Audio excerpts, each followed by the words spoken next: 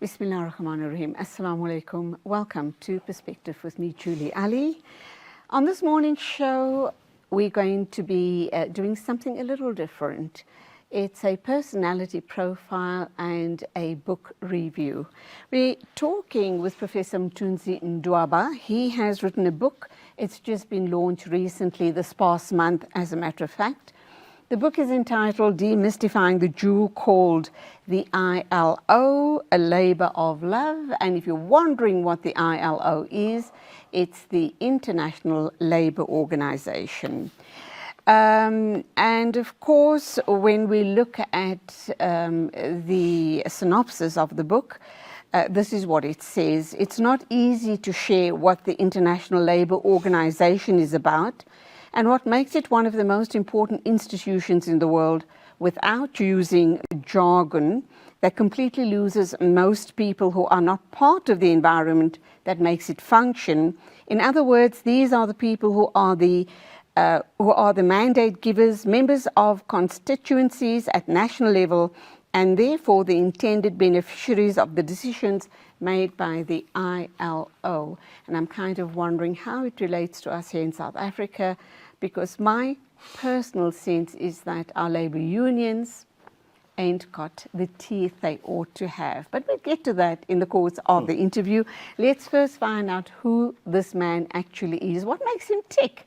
Professor Mthunzi Mdwaba, very good morning to you. Welcome to the program. Very good morning. Thank you very much. Assalamu alaikum. Wa alaikum assalam. You've had quite an illustrious career, have you not? I have. This is not when, how you started out. I mean, you call yourself a proud parent, proud grandparent. I know that you're really, you love sport, you're an endurance sportsman, very conscious about your body, your mind and body and your well-being. But you also call yourself a rural boy. Why? Because you're a very sophisticated person sitting here in front of me, well-traveled all around the world and very knowledgeable indeed. I call myself a rural boy because I believe that you must always be rooted. You must always recognize who you really are, where you come from. Your identification must resonate with your soul and your spirit.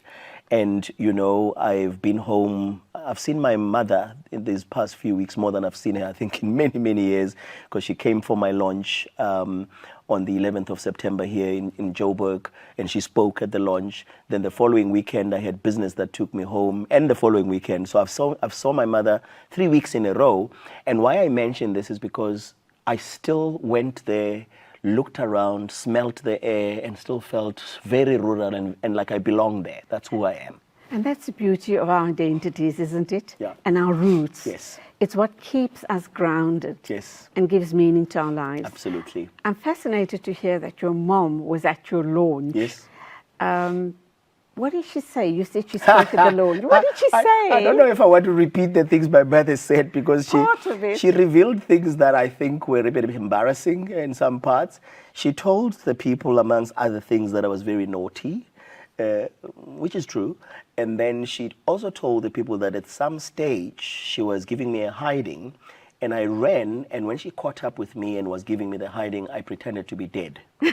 and then eventually my father came and was very upset with her, and as my father came, I stood up and I said, ha, ha, ha, ha, ha, you know, and whatever. So I mean, she shared those kind of things, which at my age, I guess, it's a bit difficult to imagine that one could have done things like that. But obviously she spoke about it with deep respect, pride and love for you and where you're at this point in your life. Absolutely. She spoke with absolute love. She spoke with absolute, respect as well for what I've done, and wishing that my dad was still alive. My dad left us 17 years ago. And sharing how proud she is of me. For me, it was also very important. It was my team and I talked about it for a long time, that my mother should come, firstly, and secondly, my team insisted that when she comes, she must speak. And I eventually was convinced. The reason I wasn't convinced at first that she must speak is because I was worried about these embarrassing things that my mother would say. But ultimately it turned out actually to be what was the highlight, I think, of my book launch. And obviously because you're a professor and you've been very well traveled, you've worked abroad extensively, You've been almost, a trailblazer in your industry.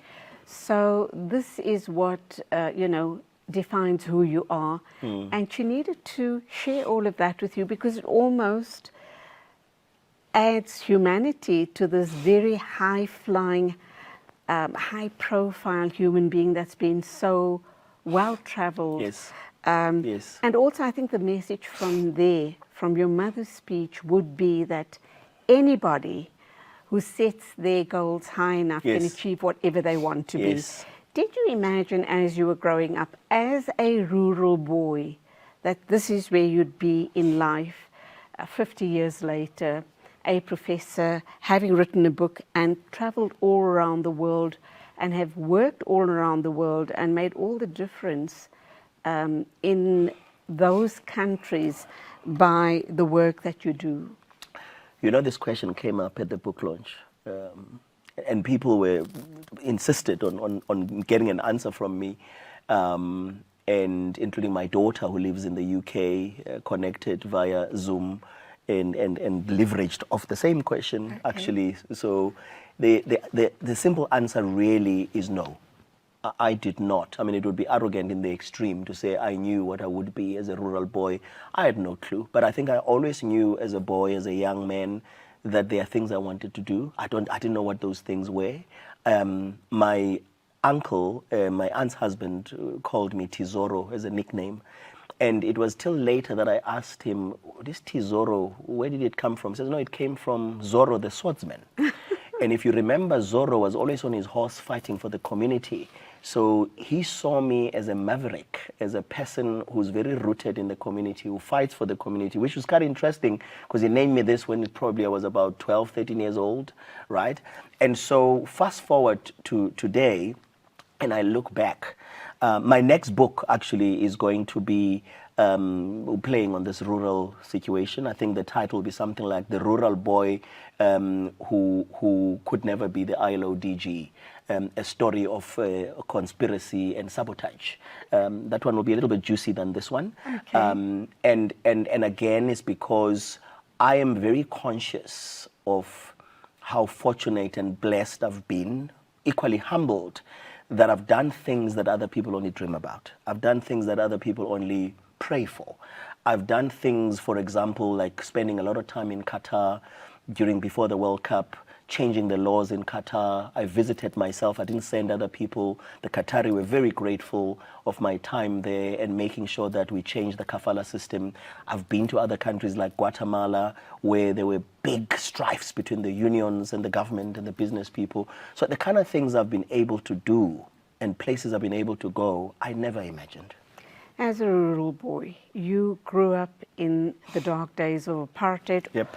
In the later, I suppose, when you were a young man, that was the time apartheid was being dismantled. Yep.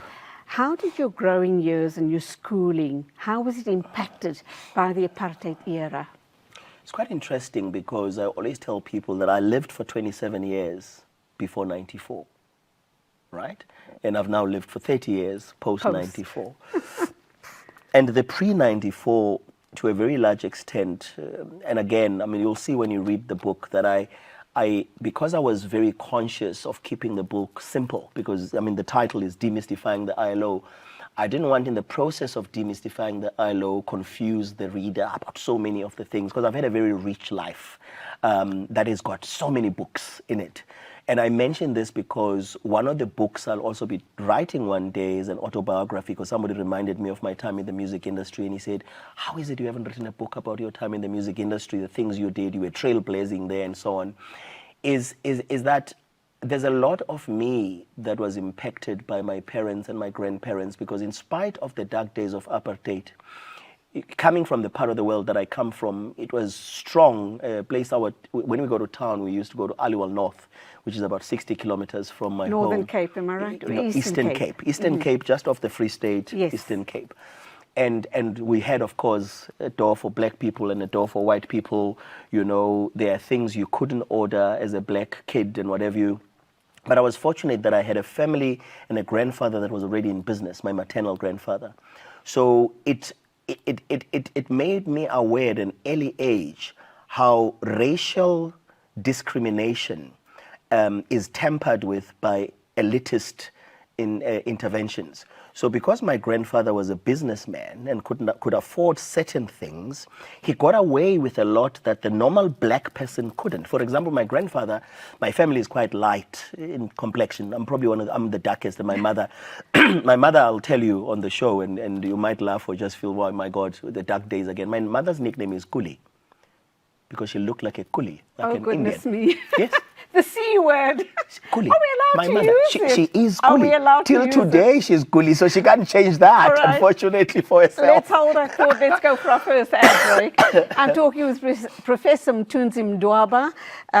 Obviously, we're doing a personality profile and a book review. He's just written a book, and that's what we're going to uncover in the future segments of the show this morning. Please do stay with us.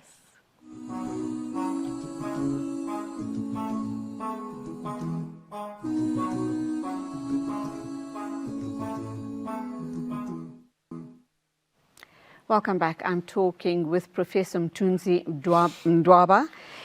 He's the author of the book Demystifying the Jewel called The ILO, A Labour of Love, and we're going to cross over to him to complete his story regarding the C word and possibly the K word. Welcome back. Thank you. And I just hope you and I don't get into trouble for using that word on air. Well, I don't think you and I can get into trouble when it is my mother's name. I think my mother, it's not written with a C, of course. It's written with a K. But I had to find out the derivation of it. And because you asked me about the dark days of apartheid, this is what it did. It ended up quite strangely giving my mother a name that was a derogatory name, you know, in terms of the C word and the K word and all the words that we're using.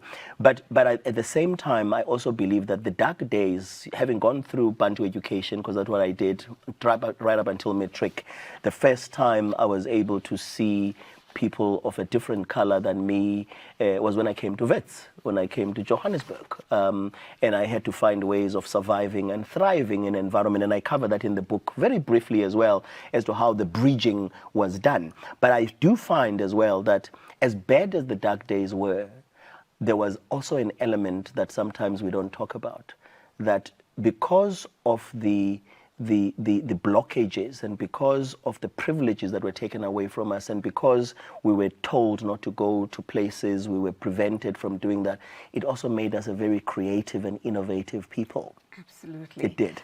Some of us have thrived, like you. Here you are, a professor, having written a book, and you've achieved so much in your life, and obviously very inspirational to the younger generation. But of course, when we look at the country today and, you know, when we look at the issue around unemployment, it saddens me, it hurts me, it pains me to think what could be and where we are now. And that's what your book is about, is it not?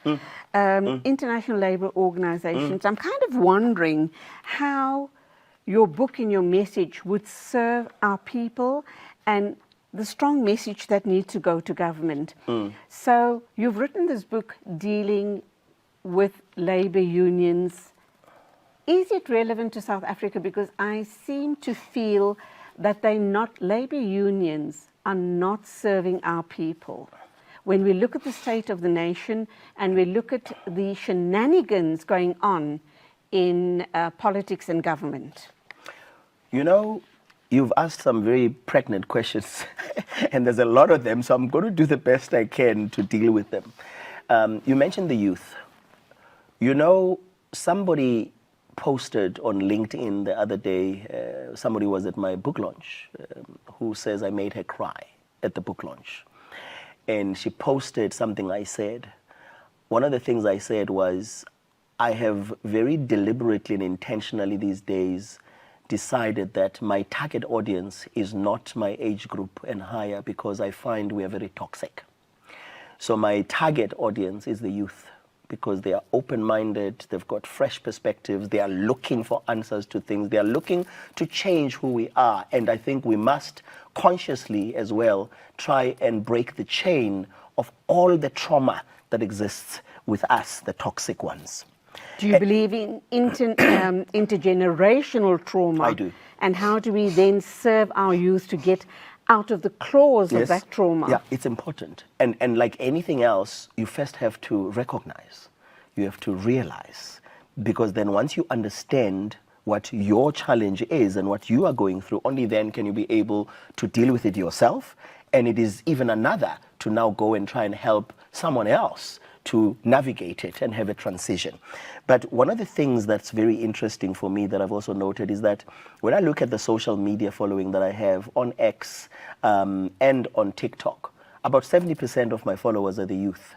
And they engage robustly, not just you can't get away with just, being flippant and giving simple answers. You have to give thought to the questions they ask and the comments they ask. Now, in the book, around page 29, I talk about, at the time of writing this labor of love, people all over the world were suffering due to rampant loss of jobs, lack of ability to create work, loss of business, particularly the small and medium ones, loss of life, increased child labor and slavery, and we certainly were in the same storm, but it was evident that we were on different boats in all the regions of the world. Vast inequality on an individual human level was demonstrated. Then I go on to talk about what it meant with the COVID, because I was writing during the COVID. Then on page 25, on the next page, I then cover, sorry, that was not 29, it was page 24. 29 is the footnote. We now have our eyes opened, I say, because Sun Tzu says, in the midst of chaos, there's also opportunity. Said differently, chaos is an opportunity for transformation. So I said, we now, thank God, we can smell the coffee. Not all of us, though. Some take longer than others. And we must find a way of leaving no one behind, truly, not on the level of rhetoric. There is a general global realization that we must change the way we look at things and the way we approach life and the way we collaborate. South Africa. South Africa has amazing people. We're amazing people. And I think I probably have traveled over 130 countries, maybe more. Wherever I have come across South Africans, they do well. Wherever I've come across people who know South Africans, they rave about us. Wherever I've seen companies, they're successful, and through us, right? But I know that, like many people who live home, all South Africans want to come back home and do good at home. But unfortunately, the environment at home is very limiting. We have a situation where, we don't want to celebrate success. We don't want to celebrate people that can really lead and get us collectively to move the needle and move to the next level. We have policies, some of which are excellent, but never get implemented, or never get monitoring so that we can do something about it. The ILO sits at the center of every country in the world that has the world of work. You cannot think about the world of work without thinking about ILO conventions, ILO resolutions, ILO processes of any kind, right? But for me, why I thought I should write this book is because I thought, until I got to the ILO, I really didn't know about anything about the ILO. And the more I was at the ILO, the more I traveled all over the world, I would use ILO and people would look at me blankly until I realized they don't know the ILO. I would talk about the organization that I was also involved with employers, the IOE, International Organization of Employers. Then I'd realize they know that one even less. I would mention ITUC, the organization that represents the trade unions. Then I'd realize they don't know ITUC either. Then I thought, okay, so if we are to try and help our youth, and we are to try and help people and give them an epistemology of how we got here. How did we get to a situation where we can even have rules about the world of work, occupational safety and health, whether you have the right to protest or not, whether you have the right to collective bargaining or not. All these rights, where did they come from? They came from the ILO. How many hours you must work came from the ILO. Whether we must protect children from being used as slaves and working when they are underage and all of that. And that is still happening throughout Africa and the Middle East. Even in Asia and China, yes. It's a rampant yes. Practice all over, and that is why Chinese people or the Chinese unions and the Chinese government can sell goods that cheaply, because this is being done on the backs of child labor in the East, very sadly. Yes. Be that as it may, let's look at our trade unions in South Africa. How are they serving our youth? And I know you're very passionate about artificial intelligence. You're at the forefront of that industry as well, and we'll unpack that a little later. But how are our trade unions serving our youth? Because our unemployment rate is sitting at above 38%, and I think that's being conservative. If we don't start creating opportunities for our youth, we're sitting on a time bomb. Comment number one. And number two is, with artificial intelligence, is it going to be workable in South Africa given the high unemployment rate? Because it's going to take jobs away. Let's be realistic. You know, Julie, I was watching, I love sport. So the only channel mostly that I watch all the time on TV is the one that gives a summary of sport all over the world. And yesterday there was an announcement that tennis at Wimbledon, I've heard about that, is going to stop using people, the judges, who look at the ball line, whether it was inside or outside, because now there's a technology coming.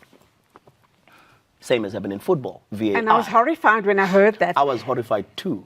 However, there is the upside to that. Yes. But the first thing that popped into my mind, knowing that I was coming in to do this interview with you, was job losses. Yes. Well, first thing that came to mind too was, my God, job losses, right? But at the same time, I'm very mindful as I make that statement that the only way we're not going to have sustainable job loss and we can have job increase, employment increase, is if there is a very intentional intervention by the government and the social partners in trade unions and business in training people and making sure that as you have this technology now, that these people are rerouted to other jobs, for starters, or secondly, that the opportunities that are created by the technology uses the same people, or if there's no opportunity there, they must go to other sectors. But this has to be intentional.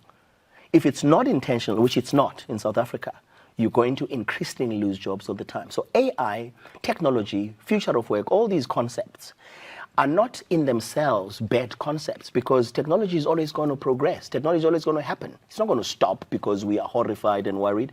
But what we need to be doing is ensuring that not only do we pass policies, not do we formulate policies, not only do we monitor them, but we actually consciously find a way to be able to have people-centricism. There has to be a human-centricism in how these things are structured. Digital platforms are abused. The digital platform in itself is not a bad thing, but the people who own the digital platform ensure that there's an inequality. And if you think about it, it's like the olden days when we have inequality in work. Okay, I'm going to stop. I'm going to stop. Time for our next ad break. I'm absolutely mesmerized by what Professor is sharing with us this morning, and it gives us lots and lots to think about. Time for our next ad break. We will be continuing this discussion, so do stay with us.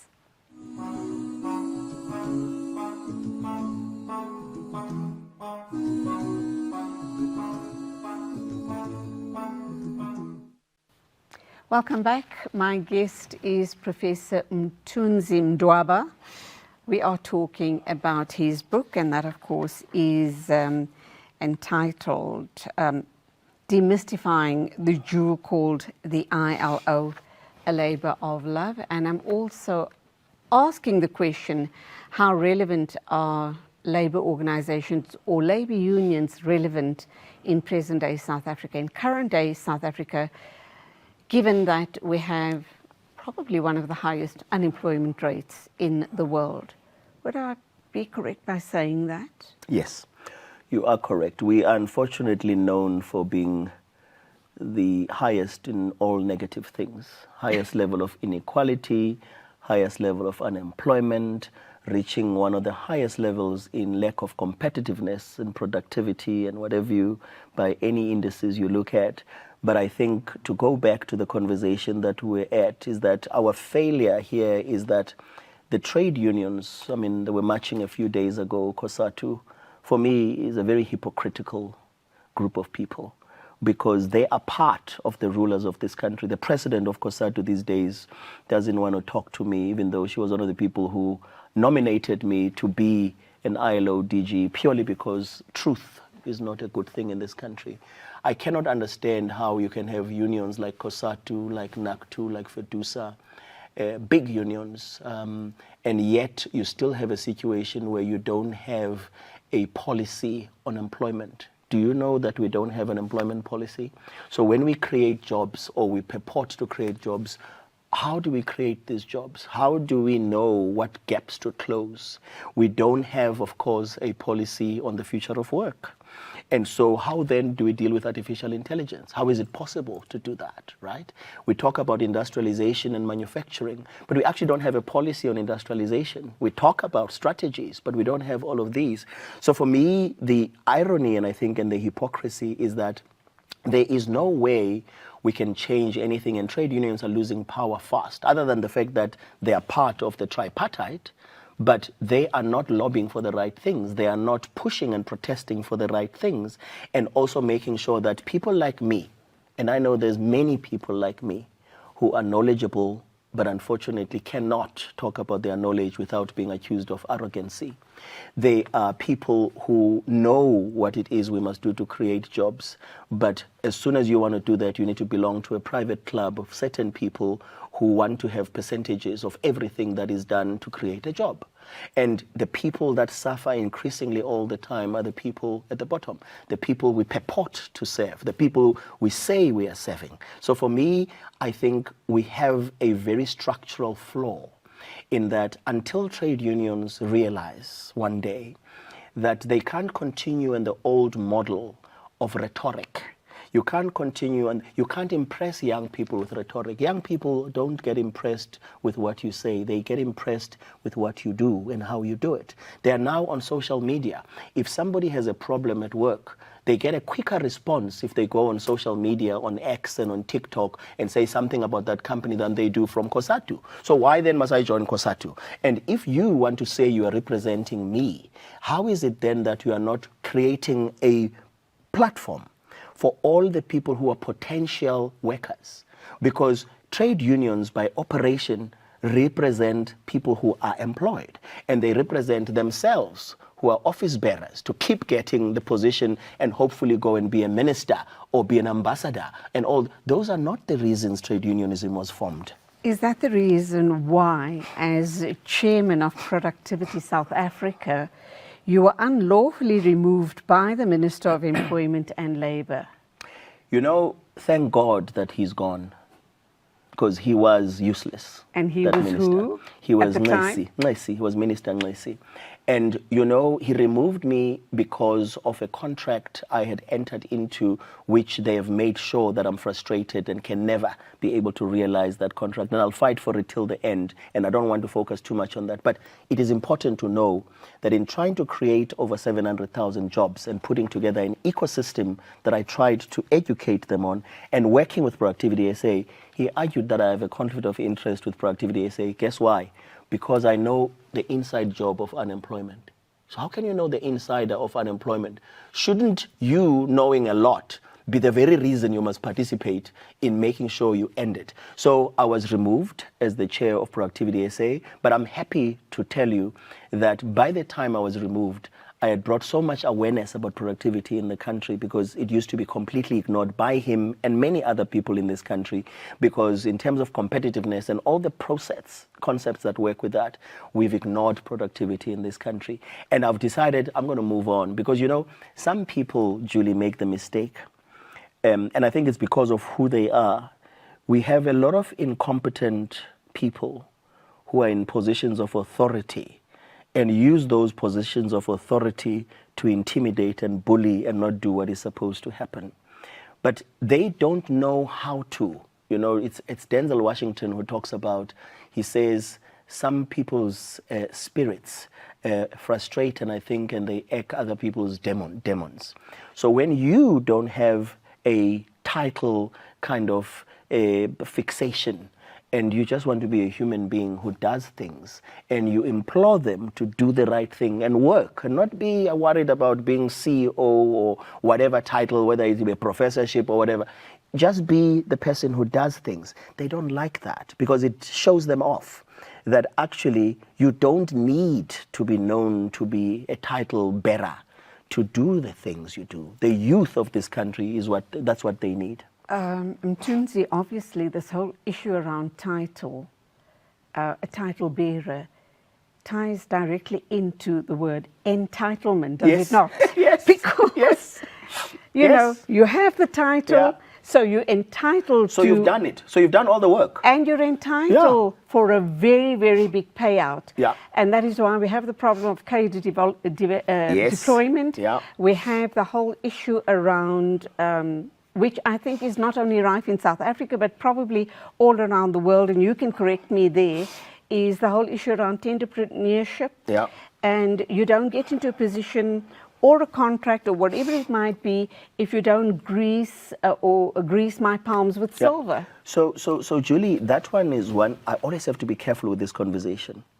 So all over the world, people gravitate to the people they know, to the people they went to school with, the people they grew up with, and they tend to work with them and give them business opportunities and whatever. Boys Club, the old Boys Club. It's always there, the Boys Club.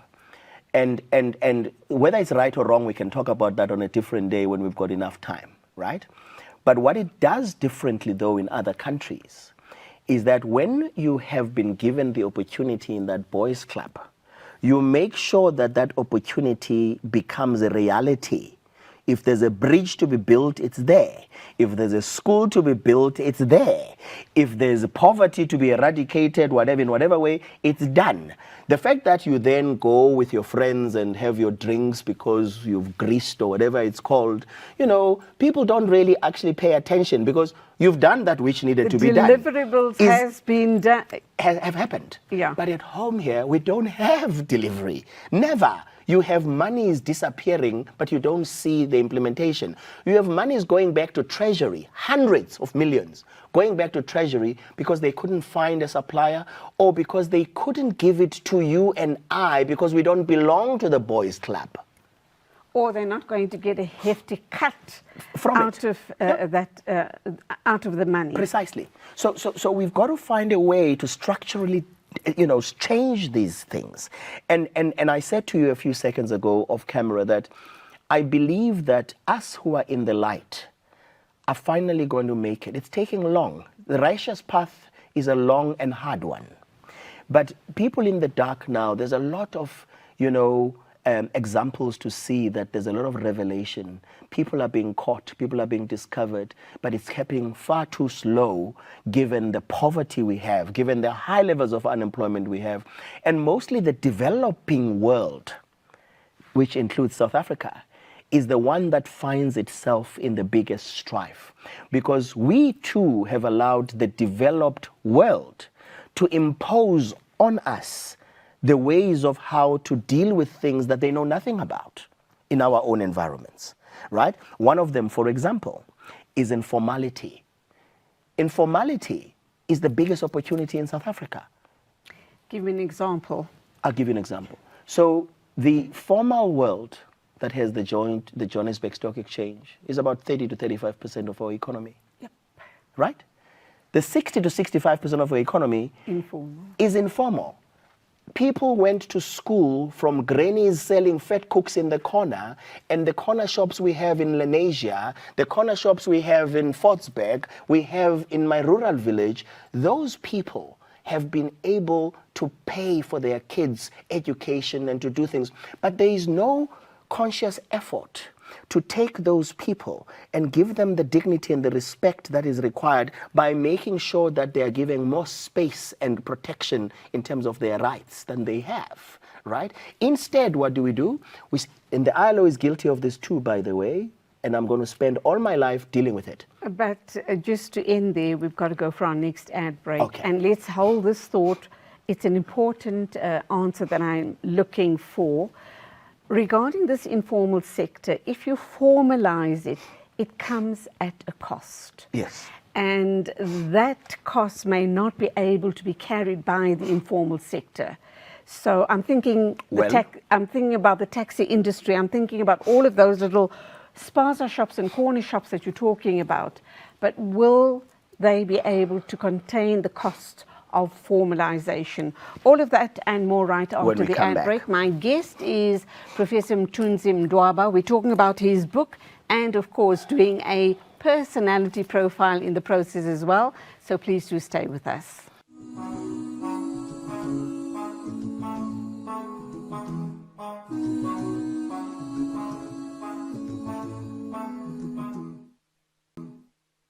Welcome back. We're into the final segment of the interview with Professor Mthunzi Mdwaba.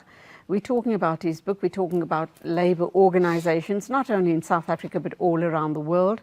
Are they serving the people, or are they creating more damage and stifling huge workforces and also the growth of small businesses? Let's talk some more to Professor Wilds. We still have the time to get to those very, very important questions. You do want to respond to the question prior to the ad. Absolutely. I do want to say that you'll see again when you read the book, and I think I've given you the link for people to buy the physical book and also to buy the ebook, because you'll see that I tease and I provoke the reader about a lot of topics, including this one about informal sector. And I promise other books. So I'm actually going to have to do an inventory and go through my book and see how many promises of how many books I've done. But when you look at informality, for me, and where I was saying the ILO itself inadvertently is guilty, is that we populate committee conversations with players that know nothing about our situation at home. People from the developed world populating a committee that talks about informality that they know nothing about. They have a theoretical conjecture about what informality is, instead of having people from the developing world being the majority in those committees. For me, the question is to formalize or not to formalize. And the question we must ask is, if India has 95% informal sector, how can you transition 95% to 5%? How do you do that? And why would you be so stupid as to do that? If you look at Nigeria, and over 90% is informal, how do you take 90 into the 10? South Africa is 65% or thereabouts, and many other developing countries. The opportunity we have in the informal sector, the township economy, Kasi Connect, I'm chairman of an organization called Kasi Connect, is to work with the people in the Kasi, in the township. Work with them to make sure that their wares and the things they do are able to be given more exposure. They are given networks, they are connected to networks that can become, leading global brands in the world, right? The excuse we always make is, yes, we must formalize because we want social security, we want social protection for these people in the formal sector. That's nonsense. You don't need to do that. What you need to do is to work with the people without patronizing them, work with them, educate them, make them understand the flaws of certain actions they might make, but don't kill entrepreneurship because it's not formalized. Don't kill innovation because it's not formalized, when the majority of our people come from that environment. I am here, sitting here, because I come from that environment. Why is it that I am okay, and I know a lot of people that are okay, better than okay, and we've done well all over the world without ever having to be formalized by nothing? So who's to be blamed for that mindset? Is it our colonial past? Is it colonial powers that still wants to hold on to the power they have on third world countries? Or is it us because we allow it to happen? And we're not questioning enough. I have a video on TikTok, I think that's done about 197,000 views on this topic. Oh, okay. Yes. So people maybe can go and have a listen to that on my view on colonialism and my view on how we ourselves are toxic because we are intoxicated. Because we are intoxicated with all the wrong views of the colonialist powers. The thing I talked about being lighter than the next person, being lighter makes you feel better. How when you speak better English, it makes you think you're better. And yet somebody who speaks Venda better than you, who speaks Sotho better than you, who speaks Xhosa better than you, who speaks any language better than you, is not good for purpose. It's not suitable, because the standard of judgment and the standard of giving merit is English. This is all colonialist. We need to find a way as Africans, of whatever form we are as Africans. We need to find a way as people who live in the Middle East and Asian and whatever you, we need to find a way of being comfortable in our skins to go back to who we are as a people.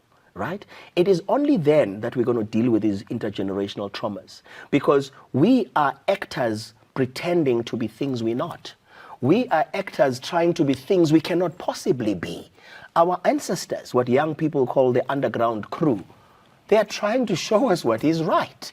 But we're not listening. Why? Because of these materialist trappings, because of these colonialist hangovers that we keep taking from one generation to the other. We are a very capable African people, extremely capable. But we cannot be judged by people's standards that are foreign, that don't understand our situation. And we keep, because we're humble and modest people, which is another problem with us, we are so modest and so humble to the point of being silly, that we allow people to tell us what to do. Isn't it once again the whole intergenerational trauma which has impacted on you and I, that we find that we're almost subservient? Yes. We're almost subservient. Yes. How do we break out of that? We break out of it by accepting people like me, and there's many of us. Instead of what's the word I'm looking for? When the people make you look bad. There's a word in English that's escaping me now, so that my colonialist training is escaping me right now. But you get labeled. You know how people disable you? They label you. People label you. They say, and you start believing you are it. arrogant. Then you say, no, I'm not arrogant. You become defensive, right? You are this. You are a woman who's too macho. And then it's like, no, I'm not macho. Instead of, leave us to be who we are, right? And the only way we can do this is to accept who we are, change the way we do things. Because the problem we have right now is that the script we're reading is confusing our brains. It's confusing our souls and our spirituality, right? So until such time that we cleanse ourselves and we recognize who we are. I mean, I can tell you that as I sit here with you, I'm alive to the fact that I too have some semblance of colonialist bones and DNA in me. We all do, right? But our consciousness, though, our knowledge, our ability to discern from that which is us and that which is brought and imposed on us is important. It's the only way we can break the chain and fix everything. We are capable of fixing the employment situation in this country. We talk about unemployment. It's not only issues around skilled and unskilled labor. Let's look at unemployed graduates. Yes. My question there is, where are we going wrong as far as the university offering the courses are concerned? Are they not offering way too many places, for example, in the architectural faculty, then perhaps in the law faculty, and then perhaps in the medical faculty, resulting in a surplus of too many people in different faculties? So after they've graduated, there just are not enough jobs going around. And that's why we have all of these unemployment graduates. Julie, that is a problem in itself, but I'm careful not to go into it with the limited time we have, because it's a big debate. But there's room to be given to changing our attitudes first. You see, the reason people would go and do architecture, and they would go and do medicine, and they'd go and do all these things that are offered by the university is because society tells you that's where you need to go. Society tells you... Or that's where you earn the money and the respect. Yes, and that's part of the colonialist trappings. You must be doctor so-and-so, you must be lawyer so-and-so, you must be engineer whatever. Yes, these are important roles in society, and they can make you good money. But you can also be a excellent plumber. You can be the best carpenter. You can be the best pipe repairer. There's water all over our streets. Pipes bursting, is where we lose the most water in the country, if you've been reading, right? Far more than there's no water. It's because water has been coming out of the pipes because they are rotten and nobody can fix them, right? So we need to change our attitudes to say, we need a lot of people who are going to fix our infrastructure. How do we fix our infrastructure when we don't have people that are able to do those things? Because so once you change that shift as well, then you'll see that there will be no blemish on you and no stigma on you being a person who's pursuing carpentry and who's pursuing plumbing. Because my own family would recognize that we need to have people doing plumbing. But it mustn't be their child. Mustn't be our children. Our children must be doctors. That again is the legacy of apartheid. Yes. Because as we were growing up, we were denied, obviously, entry into university, and you know, there was the quota system. Yes. So it was only the trades available to us. So we believe that if we move away from the trades, we will have arrived and will be recognized and be given due respect. Yep. We've got to wrap up. Let me ask you the all-important questions. Okay. Is there still a need? Are labour unions, labour organisations still relevant? Are they going to be relevant in 5 years' time and going forward? The ILO and its social partners, government, labour, business, will always be relevant. The question, though, is how impactful, though, will they be? If they don't change and adapt with the times and be the players that they need to be in societal change, which results in impact and social justice, they might be there in name alone, you know, but without the content. And for me, that's why I thought, let's demystify what this ILO is. Because once we demystify and we know what we're dealing with, it might make the players a little bit awake, because we need that tripartism. We need the checks and balances in society. I'm a businessman. But I'm a businessman who's very alive that I'm no good as a businessman who's not checked by a trade union or checked by my government. Who should read the book? Everyone. I believe that government departments should buy for all their employees. I believe corporates should buy for all their employees. I believe people at university should buy for their, you know, should have it. I've got one of my forward writers, you may have noticed, is a 13-year-old niece of mine. Mm-hmm. She is participating on Saturday again. She's the current champion, national champion for the spelling bee. Wow. Right? She's participating again in the finals on Saturday in Pretoria. She's 13 years old. She has a forward here that you can read for yourself what she says. Young people need to know their rights. They need to know the things that are, you know, you spend all your life going to school to do what? So you can work. Then you spend all your life working. But actually nobody tells you about the basics, where it comes from, why it's important, why we must change it, and how do we shape it. You can't shape something you don't understand and you don't know. That's what the youth needs, knowledge and information. And on that note, knowledge and information, we're wrapping up. Thank you indeed. Thank you. It's been my pleasure having you here. Shukran. I certainly hope that you've enjoyed this discussion as much as I have. I could sit here talking for hours on end with Professor Mthunzi Mdwaba. Please go out and buy the book. It is available online and obviously at all bookstores, or most bookstores. Thank you. Thank you for watching. Till the next time, as always, Assalamu alaikum and Khudafiz from me, Julie Ali.